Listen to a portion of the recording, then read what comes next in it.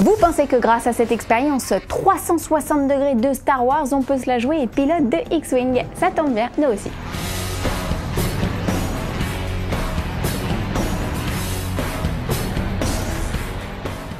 Au programme aujourd'hui, un reboot du Frelon Vert, les confessions torrides de Carrie Fisher, le retour de King Kong, mais tout de suite, place aux news en bref.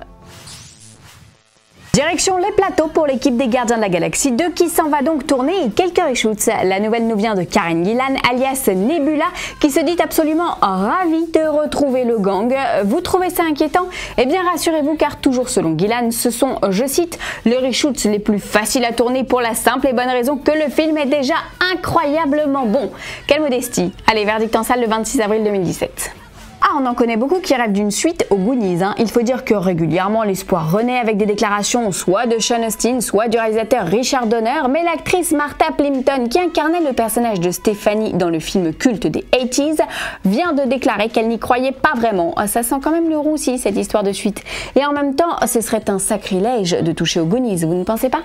C'était dans les cartons depuis plusieurs semaines mais c'est désormais officiel, Deathstroke va bel et bien revenir dans Arrow. Une information confirmée via le nouveau spot télé dévoilé avant-hier soir. Un spot qui nous permet également d'avoir un premier aperçu des Dominators, ces aliens qui vont tenter d'envahir la Terre. Notre seul espoir, l'alliance de Flash, Arrow, Supergirl et Legends of Tomorrow qui, rappelons-le, sera dispo en US 24 sur MyTF1 VOD dès le 29 novembre.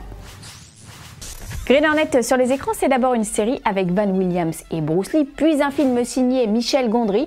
Peu de choses donc, d'autant que ce dernier n'a pas remporté les faveurs du public et que le réalisateur lui-même garde un souvenir plutôt contrasté de cette expérience, car comme souvent à Hollywood, il n'a pas eu le final cut de son film.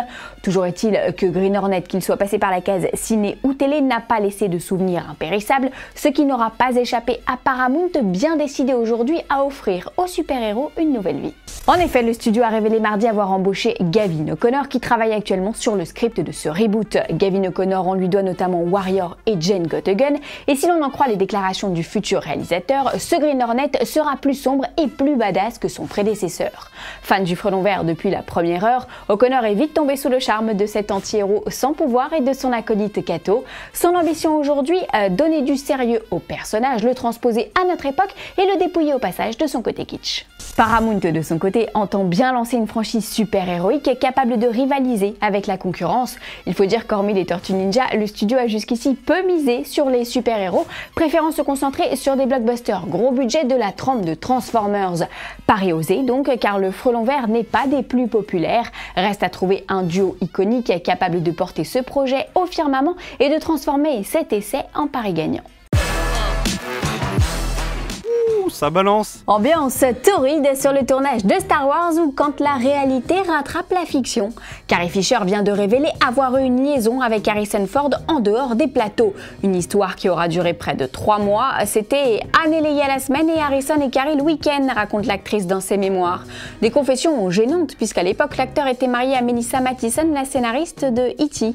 Oh, ça m'aurait pas plu ça. Pour plus de détails croustillants, je vous invite à vous procurer son ouvrage intitulé The Princess Diaries, publié le 22 novembre prochain. Ou pas d'ailleurs. I love you. I know.